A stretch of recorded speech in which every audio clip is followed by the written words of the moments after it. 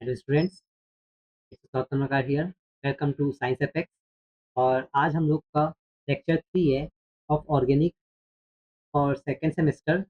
और एल्केन में कल हम लोग जो प्रीवियस 2 लेक्चर्स है उसमें हम लोगों ने ऑलरेडी हमारा एल्केन खत्म हो चुका है। साइक्लो एल्केन्स के हम लोगों ने डिकमेन रिएक्शन और रिएक्शन मैकेनिज्म देखा था। आज हम लोग उसके कुछ रिएक्शंस और अपन देख लेंगे क्योंकि उससे भी क्वेश्चंस आते हैं साइक्लो एल्केन में। बट आज बेसिकली अपना जो फोकस होगा वो अपना होने वाला है आपका स्टेबिलिटी ऑफ साइक्लोएल्केन पे। ठीक है, तो आज हम लोग इस लेक्चर को अपन स्टार्ट करने जा रहे हैं। ठीक है, आई होप कि आप लोगों ने जो प्रीवियस लेक्चर्स है उन सबको देख चुका होगा, इजंट इट। तो कल हम लोगों ने जितना देखा था वो सब तो था ही। आज हम लोग को बेसिकली स्टार्ट करना है बेयर स्ट्रेन थ्योरी से, जो कि स्टेबिलिटी को बताता है। ठीक है, तो बेयर स्ट्रेन थ्योरी जो है ये एक ऐसा थ्योरी है जिसको एडोल्फ बेयर ने प्रपोज किया था इन 1885। इन्होंने इनको इस चीज के लिए नोबेल प्राइज भी मिला था। ये जो साइंटिस्ट है, जो बेयर है, हालांकि स्टेबिलिटी ऑफ जो साइक्लोएल्केन है उसको बताने के लिए और भी बहुत सारे जो थ्योरीज है वो आए हैं, बट बेयर स्ट्रेन थ्योरी और आपका एक और मोहर सेशे थ्योरी, ये दोनों आपके लिए आपके सिलेबस में है। ठीक है, तो अपने को बेसिकली वो चीजें पढ़ना है। तो बेयर स्ट्रेन थ्योरी नाम से इसमें स्ट्रेन मतलब एक प्रेशर देना। ठीक है, तो बेयर ने, क्योंकि उस स्ट्रेन को किसने प्रपोज किया था या फिर किसने फाउंड किया था, इट इज बेयर। तो इसके बेस पे स्ट्रेन मतलब जब टॉर्शन क्रिएट करते हैं, जब वो मुड़ता है तो एक प्रेशर जो क्रिएट करते हैं, इसको अपन बोलते हैं स्ट्रेन। तो उसके बेसिस पे इन्होंने बेयर ने एक थ्योरी फाउंड किया था। उसमें उन्होंने ये बोला था कि जो पेयर ऑफ जो कार्बन एटम होते हैं उनके बीच में जो बॉन्ड एंगल है वो कितना होता है, 109.5 डिग्री। जैसे सपोज ये कार्बन एटम है, तो इनके बीच का जो नॉर्मल एंगल है वो है 109.5 डिग्री। ठीक है, बट जब अपन इसको मोल्ड करेंगे तो ये इस तरीके का ट्विस्टेड बोर्ड टाइप का दिख रहा है। ठीक है, तो जैसे हम लोगों ने ऑलरेडी, आप लोगों ने हाइड्रोकार्बन ऑफ क्लास 11th में जैसे आप पढ़े होंगे, जब chair form, twisted board form, तो उस पे बेस भी क्वेश्चंस आते हैं, या तो डायरेक्टली भी क्वेश्चन इसमें से पूछता है कि साइक्लोहेक्सेन के बारे में बताओ करके। तो समझ में आ गया, इस थ्योरी में सिर्फ यही बोला गया है कि जो नॉर्मल टेट्राहेड्रल एंगल होता है between the pair of carbon atom is 109.5 degree बोल सकते हैं, या फिर 109 डिग्री 28 डैश।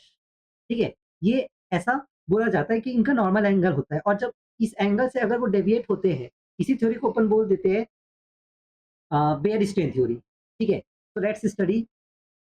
तो इसमें क्या बोला था, बेयर स्ट्रेन थ्योरी में रीजन ऑफ इंस्टेबिलिटी क्या है, it is the Baeyer strain theory. Any deviation from ideal tetrahedral bond angle, जो कितना होता है 109.5 डिग्री या 109 degree 28 dash, creates a angle strain. तो वो एक एंगल स्ट्रेन क्रिएट करता है। जैसे सपोज ये आपका है साइक्लोप्रोपेन, और ये आपका साइक्लोब्यूटेन, साइक्लोपेंटेन और साइक्लोहेक्सेन। तो बेसिकली ये 4 स्ट्रक्चर ऐसे हैं जिसमें आपको पता करना होता है कि किसका स्टेबिलिटी ज़्यादा है और किसका एंगल स्ट्रेन कम है। तो आप सबसे पहले यहीं पर एक बात याद रखना, आपका जो एंगल स्ट्रेन है,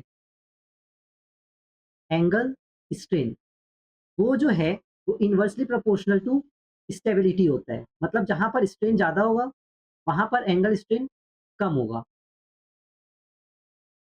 क्लियर है?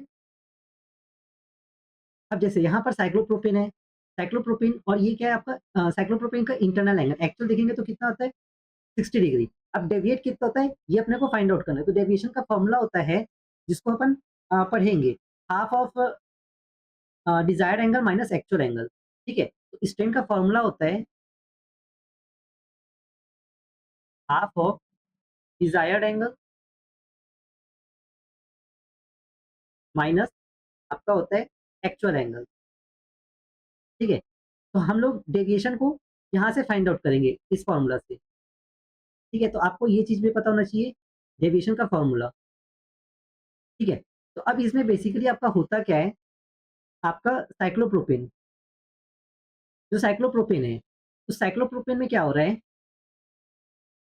साइक्लोप्रोपेन, ये फॉर्मूला समझ में आ गया क्या था, half of desired angle minus actual angle. तो यहां से आपका डेविएशन आता है। क्लियर है? तो अपन अभी निकालेंगे कैसे होता है। तो इसमें आप देख सकते हो इसका डेविएशन कितना है, 49.5 डिग्री है।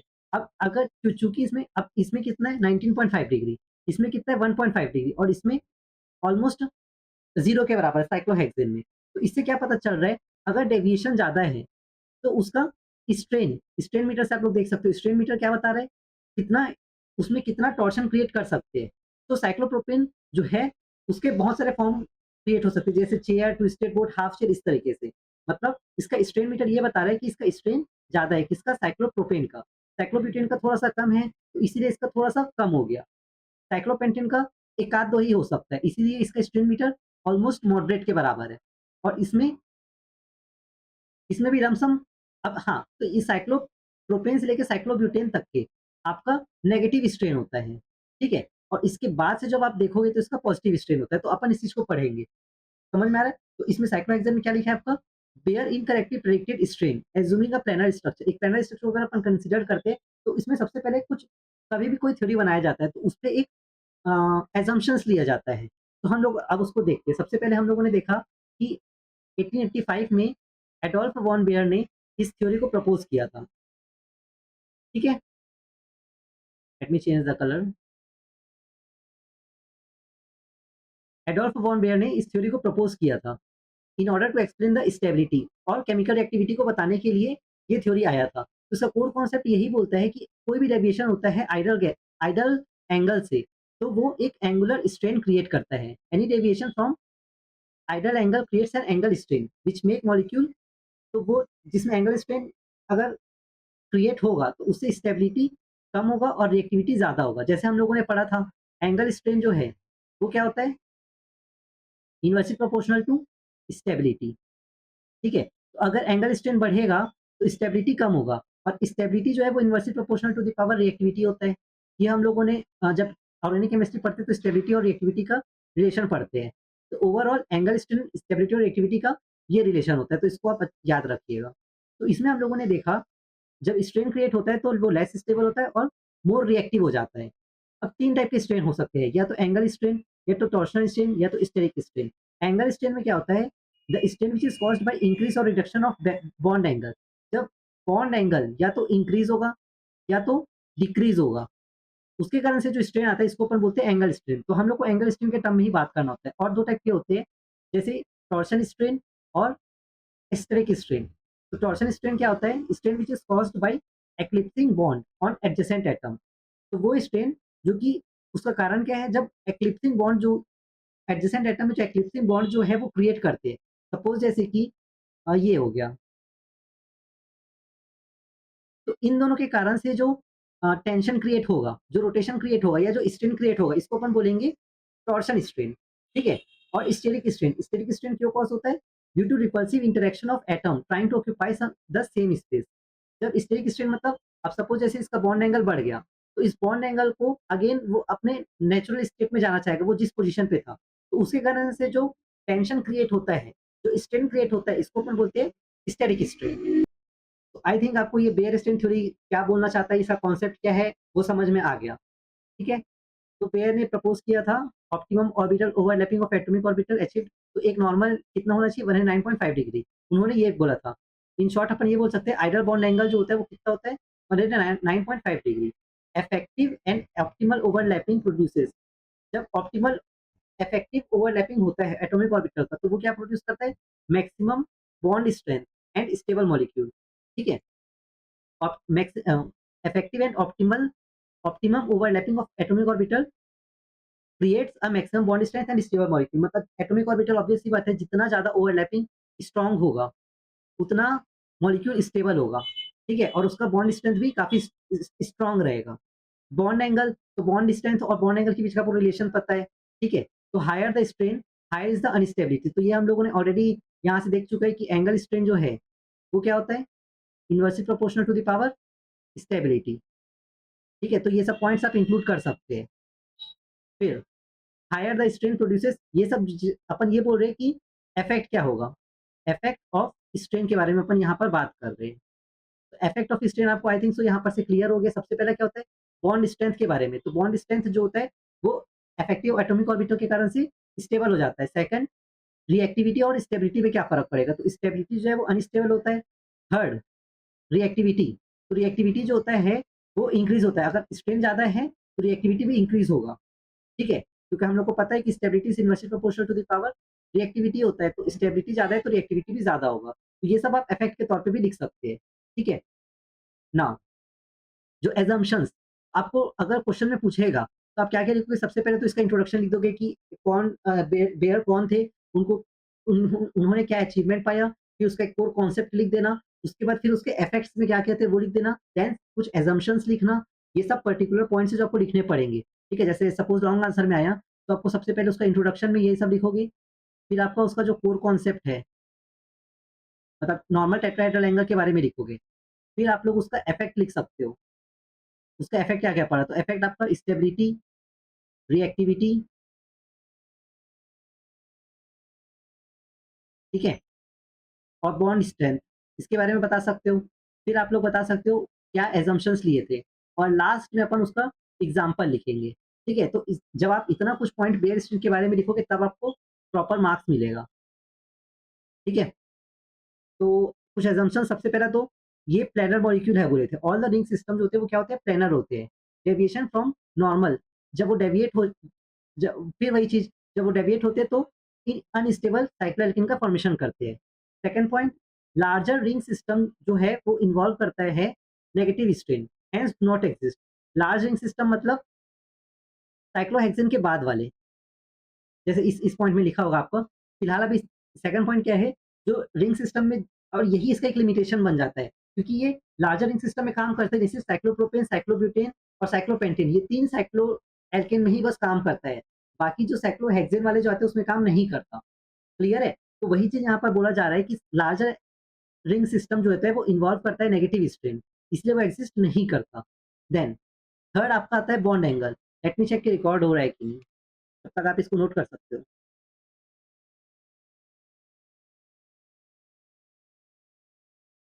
ओके।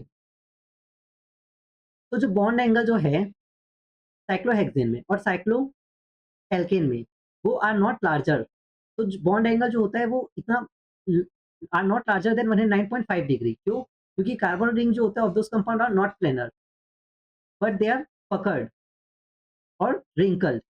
ठीक है? तो ये भी काफ़ी इंपॉर्टेंट पॉइंट है जो बॉन्ड एंगल जो होता है साइक्लोहेक्सेन या उससे बड़े में, जैसे साइक्लोहेप्टेन और ये सब में, तो उसमें बॉन्ड एंगल जो होता है जैसे साइक्लोप्रोपेन, साइक्लोब्यूटेन इसमें 109.5 डिग्री से ज़्यादा हो भी सकता है। बट यहाँ पर भई अगर ये देखो, इसका स्ट्रक्चर देखो, ये काफ़ी बड़ा है, इस डायग्राम से आप लोग देख सकते हो।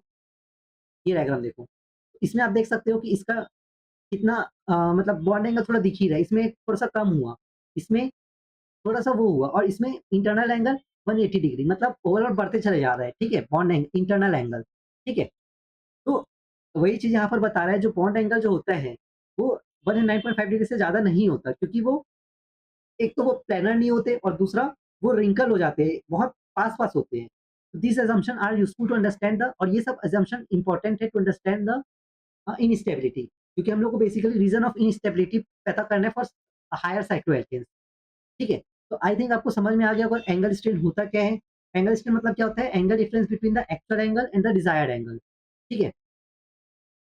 हाँ, इसमें आप लोग बीच में ऐसा ये भी डाल सकते हो कि बॉन्ड एंगल का फ़ॉर्मूला स्ट्रेन डेविएशन का फ़ॉर्मूला डाल सकते हो, ठीक है? तो ये आपका आंसर पैटर्न हो गया, कैसे आपको लिखना है। Now the next is limitations. तो लिमिटेशन से पहले सबसे पहले हम लोग बात कर लेते हैं साइक्लोप्रोपेन के बारे में, क्योंकि ये सब भी आपको लिखना पड़ेगा। तो सबसे पहले सपोज़ जैसे अपन साइक्लोप्रोपेन ले रहे हैं, तो साइक्लोप्रोपेन का आप लोग स्ट्रक्चर बना दोगे और आपको पता है साइक्लोप्रोपेन का नॉर्मल स्ट्रक्चर 60 डिग्री होता है। बट जो बेयर है उनके अकॉर्डिंग कितना होना चाहिए था?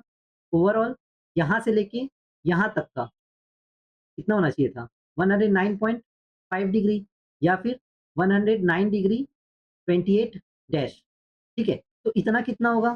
भई अगर टोटल 109.5 डिग्री है और आपका इंटरनल एंगल 60 डिग्री है, तो इतना कितना होगा? 109 डिग्री 28 डैश माइनस 60 डैश का भी हाफ क्योंकि आपको यहाँ का भी बताना है, ठीक है? और यहाँ का भी बताना है। तो अपने को यही पता करना है कि उसका डेविएशन कितना हुआ है, ठीक है? माइनस 60 डैश इंटू 2 आप कर सकते हो। तो इसमें अभी इस फिलहाल के लिए आपको लिखना क्या है मैं वो बता देता हूँ। ये समझ में आ गया ना कॉन्सेप्ट? अब लिखना क्या है सिर्फ़ वो देख लो।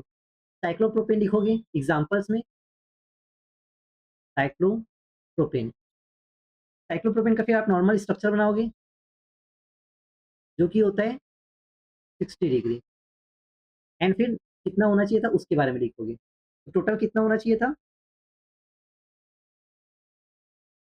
109 डिग्री 28 डैश, ठीक है? और इतना से इतना कितना आएगा वो अपने को पता करना है। तो 21 डिग्री 44 डैश आता है। अब इस ये कैसे पता करेंगे? वो देखो, अपने को डिजायर्ड एंगल कितना है? Desired angle is 109 degree 28 dash, मतलब कितना रिक्वायरमेंट है, और एक्चुअल में कितना है? 60 डिग्री, यहाँ पर डिग्री कर लेना, ये 60 डिग्री है। तो यहाँ से जब अपन डेविएशन निकालेंगे या एंगल स्ट्रेन निकालेंगे, एंगल स्ट्रेन यहाँ पर कितना आएगा? Half of 109 degree 28 dash minus 60 degree, ठीक है?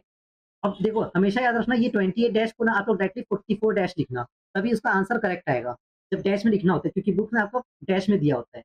जब आप इसको सॉल्व करोगे तो आपको इसका वैल्यू आता है, पहले यहाँ पर सॉल्व करेंगे तो आएगा 49 डिग्री 28 डैश,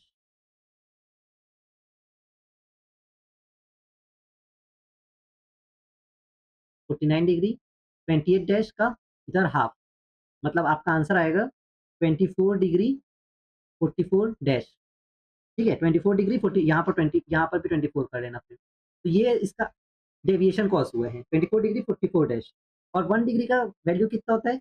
60 डैश, ठीक है? तो आंसर, फाइनल आंसर आपका यही होगा।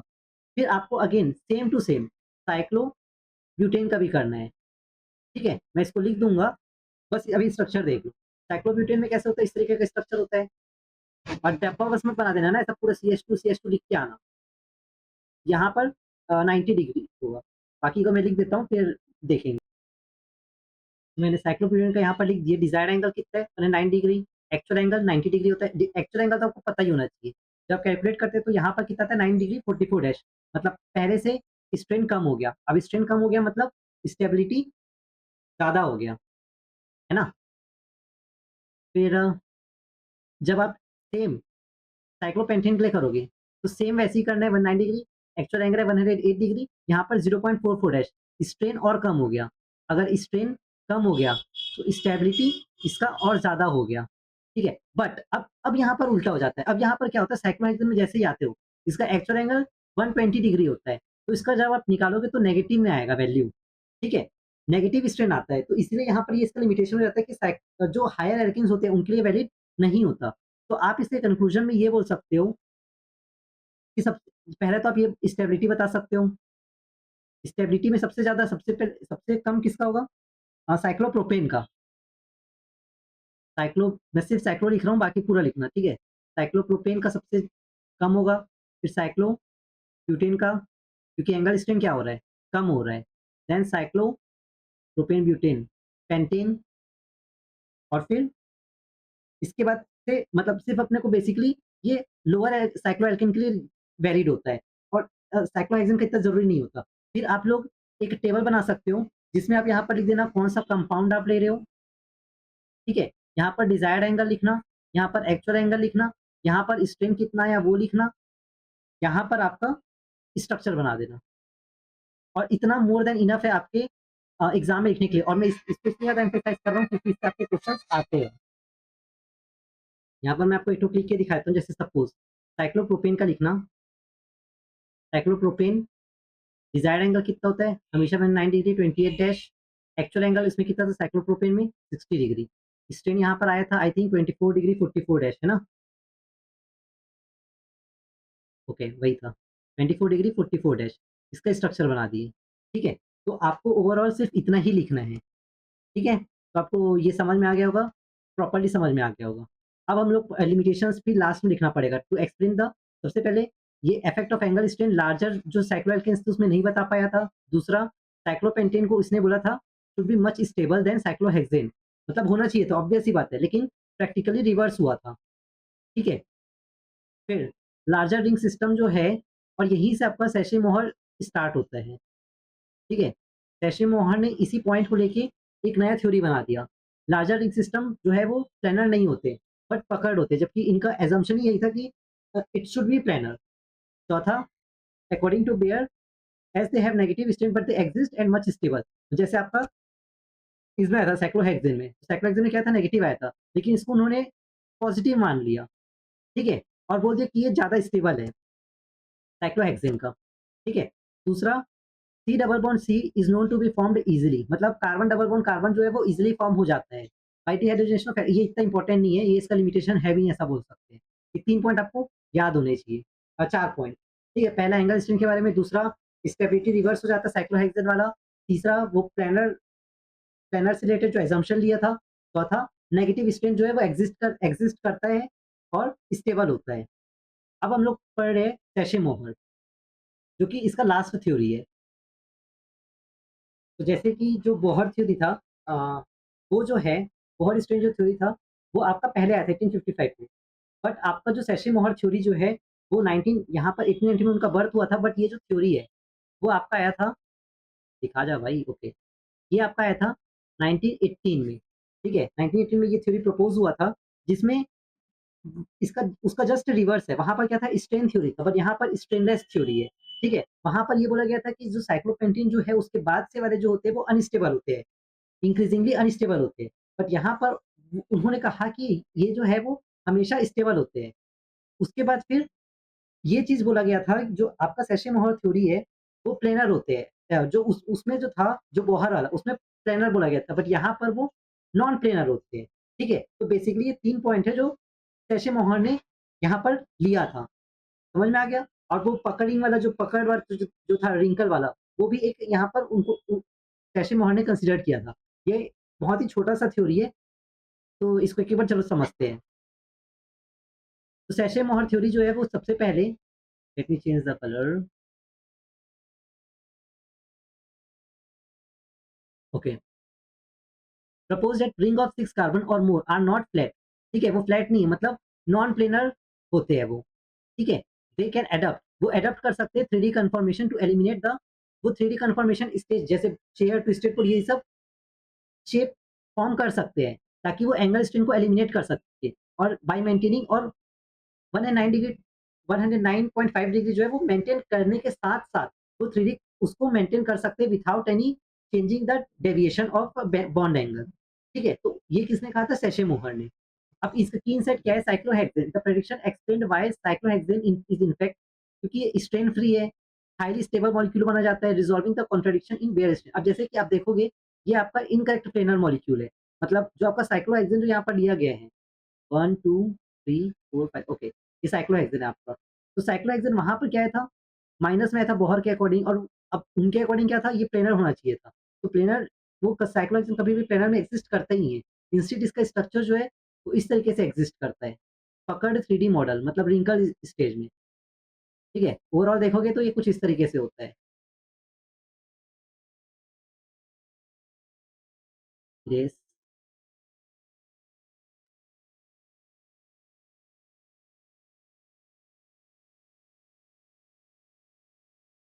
इसी के थोड़ा नीचे लेना, इस तरीके का मॉडल होता है, ठीक है? एक थोड़ा-सा ऊपर रहेगा, एक थोड़ा-सा नीचे रहेगा। क्लियर है? ये जो है वो सेशे मोहर ने बताया था कि इसका स्ट्रक्चर कुछ इस तरीके से एग्ज़िस्ट करता है। क्लियर है? जो कि आपका चेयर टाइप का दिखेगा। तो ये पकड़िंग, मतलब ये रिंकल होके एग्ज़िस्ट करता है, और यहाँ पर देखोगे तो इसका बॉन्ड एंगल कहीं पर भी चेंज नहीं हुआ है। हर जगह आपको 109.5 डिग्री ही दिख रहे हैं। ठीक है? नाउ अब हम लोग देखते हैं यहाँ पर इसका थ्योरी क्या बोलता है। According to this theory, carbon atom जो होता है 5 मेंबर रिंग में एंड स्मॉलर रिंग में, वो सिंगल पेन में एग्जिस्ट कर सकते हैं, जैसे कि मतलब एग्जिस्ट करते हैं, ये किसने बोला था? बेयर ने। लेकिन 6 मेंबर में, मतलब जो छोटे मेंबर जो होते हैं, उसमें वो प्लैनर मॉलिक्यूल में एग्जिस्ट करते हैं, बट जो 6 मेंबर या उससे हायर अल्केन होते हैं, वो डिफरेंट प्लेन में एग्जिस्ट करते हैं, जैसे पकड़िंग मॉडल, पकड़ जो अपन बोले थे, ठीक है? फिर देयरफॉर इसीलिए एंगल स्ट्रेन जो होता है, वो each strain for each ring by Baeyer on the basis of their planarity, इसीलिए ये फेल हो जाता है यहाँ पर। मतलब ये बेसिकली उन्होंने क्या गलत किया था, और इन्होंने उसको कैसे जस्टिफाई किया, उस चीज के बारे में बता रहे हैं। पहला उन्होंने बोल दिया कि प्लेनर प्लेनर के बेसिस पे बोल दिया, ठीक है। दूसरा भी उसी चीज पे बोला है कि प्लेनरिटी जो है वो एग्जिस्ट नहीं करता, मतलब नॉन प्लेनर भी हो सकते। तीसरा, a ring with 6 or more carbon atom can be can assume पकड़, ठीक है? अरेंजमेंट पकड़ अरेंजमेंट में हो सकते हैं, सो दैट ताकि उसमें लिटिल डिस्टॉर्शन हो ऑफ द नॉर्मल टेट्राहेड्रल, मतलब अगर डिस्टॉर्शन हो भी रहा है, अगर बॉन्ड एंगल चेंज हो भी रहा है, तो इतना माइन्यूट हो कि पता ही ना चले, ठीक है? Little distortion of the normal tetrahedral angle and there is a negligible angle strain. फिर फोर्थ पॉइंट आपका, जो टू पकड़ फॉर्म जो है वो इंटर कन्वर्टेबल होते हैं, मतलब रिवर्सिबल हो सकते, अपन ये बोल सकते हैं बाय जस्ट रोटेशन। जैसे अपन पढ़ेंगे जो 100 हॉर्स ह्यूमन प्रोजेक्शन जो अपन पढ़ते हैं, उस टाइप से होता है ये। Similarly ring larger than 6 carbon, वो रिंग जो जिसमें 6 कार्बन से ज्यादा होते हैं, can have almost negligible angle strain by using पकड़ कन्फर्मेशन। पकड़ कन्फर्मेशन के अकॉर्डिंग उनके एंगल स्ट्रेन ऑलमोस्ट नेग्लिजिबल होते हैं, क्योंकि एंगल स्ट्रेन का फॉर्मूला हमेशा वही होगा। तो यहाँ पर के अकॉर्डिंग हमेशा 190 डिग्री 5 डैश जो है वो मेंटेन करके चल रहा है। तो ओवरऑल देखोगे तो बॉन्ड एंगल यहाँ पर क्या आ जाएगा, जीरो आ जाएगा एंगल स्ट्रेन। तो वही चीज यहाँ पर जस्टिफाई कर रहे हैं। क्लियर है? तो यहाँ पर अपन इसका स्टडी करते हैं। तो यार आज का लेक्चर थोड़ा सा लंबा हो सकता है, मतलब एक ही टॉपिक बचेगा वो रिएक्शन वाला, उसको मैं बता दूंगा, ठीक है? फिर अपना जो फर्स्ट पार्ट है एल्कीन का पूरा खत्म हो जाएगा। केस स्टडी, सबसे पहले अपन इथेन का देखना है और ब्यूटेन का देखना है। तो इथेन का अगर अपन स्ट्रक्चर देखते हैं तो इथेन में क्या होता है, C2H6। तो C2H6 में सपोज एक जो कार्बन है वो सेंटर पे है, इससे अटैच अंदर से निकल रहा है, और ये जो है वो बाहर वाला कार्बन है, तो यहाँ से आपका अलग निकल रहा है। तो जब फैले हुए होते हैं इसको अपन बोलते हैं स्टैगर्ड फॉर्म, ठीक है? स्टैगर्ड में क्या होते हैं, फैले हुए होते हैं, और एक्लिप्स में क्या होते हैं, पास पास होते हैं, ठीक है? अब अगर पास पास होंगे तो एनर्जी इसमें ज्यादा होगा, और स्टैगर्ड होंगे तो लो एनर्जी आता है। जब पहले पहले भी होते हैं, अब भाई अगर दो दोस्त ऐसे बिछड़ गए तो दोनों का एनर्जी एकदम लो रहेगा, ठीक है? अब दो दोस्त अगर पास पास में हैं तो क्या होगा, उनका एनर्जी ज्यादा रहेगा, ठीक है? तो बस यही कॉन्सेप्ट यहाँ पर भी स्टैगर्ड फॉर्म में, जब पहले पहले दूर दूर में है तो उनका एनर्जी कम है, ठीक है? और जब एनर्जी कम है तो उसमें कोई भी टॉर्शन स्ट्रेन नहीं होता, और अगर दूर पास पास है तो स्ट्रेन होगा, लेकिन बहुत ही सिग्निफिकेंट होगा, मतलब नेग्लिजिबल टाइप होता है। तो अगर अपन इसका डायग्राम बनाएंगे तो डायग्राम इस तरीके से बनाओगे कि वाई एक्सिस में आपका पोटेंशियल एनर्जी बनेगा, एक्स एक्सिस में आपका डायहेड्रल एंगल बनेगा। तो स्टार्टिंग स्टेज में जब 0 डिग्री पे होते हैं, मतलब 0 डिग्री पे मतलब एक्लिप्स्ड फॉर्म जब रहते हैं, तो पोटेंशियल एनर्जी कम होता है, पास पास है। अ, तो फिर इसका पोटेंशियल एनर्जी वो बताना है। और स्टैगर्ड फॉर्म में देखो, स्टैगर्ड फॉर्म में क्या है, पोटेंशियल एनर्जी बढ़ गया है, ठीक है? और उस टाइम उसका एंगल कितना होता है, 60 डिग्री का उसका एंगल होता है, मतलब 60 128। तो हमेशा जो 6 का टेबल वाला रहेगा उसमें आप लोग एक्लिप्स फॉर्म, यहाँ पर देखो स्टैगर, ये थोड़ा सा गलत बन, नहीं ठीक बना है, ये अलग कर दो, ठीक है? यहाँ पर स्टैगर्ड फॉर्म, फिर यहाँ पर एक्लिप्स्ड फॉर्म आया। मेरे को एक बार चेक करने दो। ओके, तो ये यहाँ पर गलत है ना, इसलिए मेरे को डाउट गया भी। एक्लिप्स्ड यहाँ पर आपका एक्लिप्स्ड फॉर्म आएगा ना, एक्लिप्स्ड फॉर्म, और नीचे वाला आपका स्टैगर्ड फॉर्म है, ठीक है? अब देखो एक्लिप्स्ड फॉर्म हमेशा, एक्लिप्स्ड फॉर्म में क्या होता है, एक्लिप्स्ड मतलब पास पास, और जब पास पास रहेंगे तो क्या होगा, एनर्जी ज्यादा होता है। तो यहाँ पर आप देख सकते हो इसका एनर्जी ज्यादा है। और स्टैगर्ड फॉर्म, ये जो है स्टैगर्ड फॉर्म है, तो स्टैगर्ड फॉर्म में एनर्जी कम है, ठीक है? एक्लिप्स स्टैगर्ड, इस तरीके से इसका डायग्राम बनेगा, ठीक है? तो आपका एनर्जी लेवल यहाँ से समझ में आ रहा है, और डायहाइड्रल एंगल भी समझ में आ रहा है, मतलब स्टेबिलिटी हमेशा रहेगा। दूसरा केस देखते हैं ब्यूटेन में। तो ब्यूटेन में आपका anti stagger, gauche, partially eclipse, fully eclipse, यहाँ पर 3-4 टाइप के बनते हैं, ठीक है? तो एंटी स्टैगर वाला जो होता है वो मोस्ट स्टेबल माना जाता है, इसको याद रखना, anti stagger form is the most stable. फिर गॉशी स्टेबल होता है, उसके बाद अनस्टेबल वाला एक्लिप्स्ड फॉर्म, ठीक है?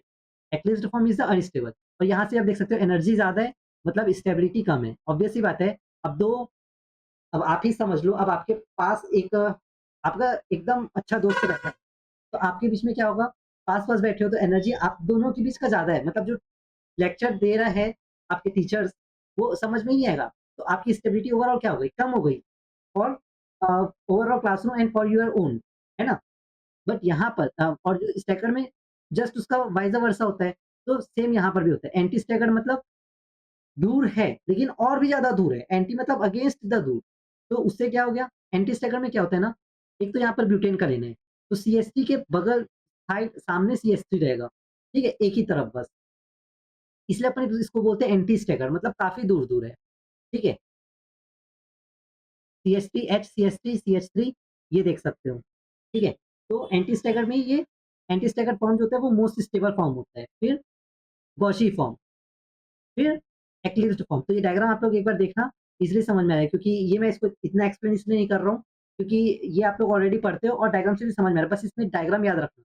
सबसे ज़्यादा स्टेबल अगर आपको यही पता है कि स्टेबल कौन-सा है, बेसिकली एनर्जी, एनर्जी के टर्म में देखेंगे तो देखो यहाँ पर फुल्ली एक्लिप्स्ड भी आ गया और यहाँ ये आपका पार्शियली एक्लिप्स्ड है। तो यही चीज़ बोलते हैं, यहाँ पर 4 होते हैं, 4, 3, 2, 1। एंटी स्टैगर अगर सबसे ज़्यादा स्टेबल है, तो फिर एनर्जी भी इसका सबसे कम है। फिर गॉसी का देखोगे, तो गॉसी जो है वो थोड़ा-सा कम स्टेबल है, मतलब इसका एनर्जी थोड़ा-सा ज़्यादा होगा, मतलब फुल्ली एक्लिप्स मतलब जब एकदम ही पास-पास बैठे हैं, तो इसका एनर्जी सबसे ज़्यादा होगा। एनर्जी के बेसिकली स्टेबल बोला गया है, बट मोस्ट स्टेबल है मतलब एनर्जी लीस्ट होगा।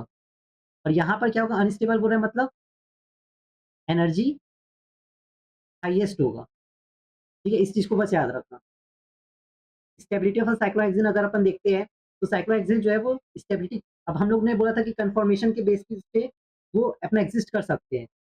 तो चेयर फॉर्म है और बोट फॉर्म है। तो चेयर फॉर्म में देखोगे तो चेयर फॉर्म जो होता है मोस्ट स्टेबल फॉर्म होता है। यहाँ पर हम लोगों ने देखा था इथेन का। जैसे हम लोग वहाँ पर क्या देख रहे थे, साइक्लोइथेन, साइक्लोप्रोपेन, साइक्लोब्यूटेन और साइक्लोपेंटेन। यहाँ पर इथेन, ब्यूटेन और हेक्सेन का देखना होता है। ठीक है?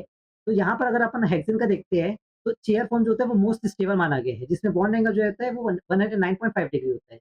बोट फॉर्म में देखोगे तो स्टेरिक हिंड्रेंस जो होता है वो हायर एनर्जी होता है, मतलब लीस्ट स्टेबल होता है। तो या तो आप लोग स्टेबिलिटी के टर्म में याद रखना या एनर्जी के टर्म में, क्योंकि आपको क्वेश्चंस किसी में भी पूछ सकते हैं और आपको पता होना चाहिए यार चेयर। अब अब देखो, चेयर में आप बैठे हो, ठीक है? तो चेयर में जब आप बैठे होगे तो आप बहुत स्टेबल रहोगे। अगर रटोगे तो नहीं होगा। तो जो मैं बोल रहा हूँ समझते जाओ। चेयर फॉर्म है, जैसे एक्लिप्स को मैंने आपको अच्छे से समझा दिया ना। एक्लिप्स में क्या होता है, पास-पास बैठे, जब पास-पास बैठे तो आपके बीच की एनर्जी क्या होगी? स्टेबिलिटी की बात नहीं करना है, एनर्जी की बात बात करना है, जब अपन इथेन और ब्यूटेन के बारे में बात करेंगे। ठीक है? ये तो अपन एनर्जी को ही अपन एक स्टेबल बेस मान के चलते हैं। एक्लिप्स में क्या होता है, पास-पास बैठे हैं, जब 2 दोस्त पास-पास बैठे हैं, तो क्या होगा? एनर्जी ज़्यादा होगा, स्टेबिलिटी कम होगा। तो एक्लिप्स्ड फॉर्म जो होता है वो मोर स्टेबल होता है इथेन में, और ब्यूटेन में 4 होते हैं, anti stagger, gauche, partial, fully eclipse. तो अगर फुल्ली एक्लिप्स्ड है, मतलब एकदम ही पास-पास बैठे हैं, तो क्या होगा? हमारे बीच की एनर्जी ज़्यादा होगी। जब हमारे बीच की एनर्जी ज़्यादा है, तो बहुत ही कम स्टेबल रहेंगे, मतलब अनस्टेबल रहेंगे, ठीक है? सेम यहाँ पर भी, अब आप चेयर में बैठे हो, बोट में बैठे हो। जब आप चेयर में बैठे होगे और बोट में बैठे होगे, तो इसमें एनर्जी, अब बोट में क्या होता है, जब आप बोट चलाते हो, तो एनर्जी जो है आपको ज़्यादा लगाना पड़ता है ना? चेयर में बैठे हुए एनर्जी कम लगाना है, भाई बैठना ही बस तो है, क्या करना है ना? बहुत सिंपल सा कॉन्सेप्ट है। तो बोट में जब आप बैठे हो तो एनर्जी वहाँ पर ज़्यादा लग रहा है, और जब एनर्जी ज़्यादा लग रहा है, मतलब वो नॉर्मल, वो नहीं कि आपको वो चलाना भी है ना, राफ्टिंग करना भी है, ऐसा नहीं बोल रहा हूँ कि सिर्फ बैठ जाना है, उसमें भी चलाना है, तो एनर्जी उसमें ज़्यादा खर्च हो रहा है। जब एनर्जी ज़्यादा खर्च हो रहा है, तो वहाँ पर आप अनस्टेबल हो, और चेयर फॉर्म में जब आप सिर्फ बैठे हो तो एनर्जी आपका है, मोस्ट स्टेबल हो, तो एनर्जी आपका कम होगा। समझ में आ गया? तो ये इसका की फीचर हो गया, मतलब प्राइमरी कन्फर्मेशन समझ में आ गया कि स्टेबिलिटी और एनर्जी फॉर्म। ये मैं इसलिए बता रहा हूँ क्योंकि वहाँ जाने पे कन्फ्यूज़ हो जाते हैं, ठीक है? या तो रट लो या तो इस तरीके से समझ लो लॉजिकली, तो भी समझ में आ जाएगा। अब की फीचर ऑफ चेयर, तो key feature of chair axial form और इक्वेटोरियल प्लेन। तो एक्सियल फॉर्म मतलब bond parallel to principal axis, उसको एक्सियल बोलते हैं। जैसे आप देख सकते हो, ये आपका पूरा ओवरऑल क्या है, प्रिंसिपल एक्सिस है, ये एक्स और वाई एक्सिस में। तो जो पूरा एक्सिस की तरफ रहेगा, बॉन्ड पैरेलल रहेगा, उसको अपन बोलेंगे एक्सियल। और इक्वेटोरियल में क्या होगा, point pointing out from equatorial, जो इक्वेटर से बाहर निकलता है, ठीक है? तो आज के में सिर्फ इतना ही था, अपन रिएक्शंस को एक-एक बार देख लेते हैं, ठीक है? कल कल हम लोगों ने एक रिएक्शन देखा था, डिकमैन रिएक्शन, तो आई थिंक आपने वो समझ लिया होगा। तो डिकमैन रिएक्शन में क्या होता है, 2 एस्टर लेना होता है, और इसका थोड़ा-सा अपन ऐसे भी कर सकते हैं, CH3 CO CH3, यहाँ पर C CH3 COO CH3, इस तरीके से स्ट्रक्चर बनाओगे तो और जल्दी समझ में आएगा। इसमें क्या करना है, एक टुक CH3 को हटा देना है और इसमें डबल बॉन्ड डाल देना है, ठीक है? मैं इसको कलर चेंज करता हूँ, ईज़िली समझ में आएगा, ठीक है? इसमें डबल बॉन्ड लगा देना और एक टुक को रिमूव कर देना, ठीक है? और यहाँ पर आप डालोगे NaOET।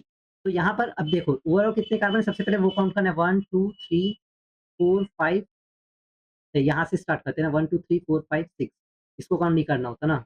ईस्टर से स्टार्ट करना है और ईस्टर पे जाके खत्म करना है। 6 है तो 5 वाले बनेंगे। तो कैसे बनेगा? सी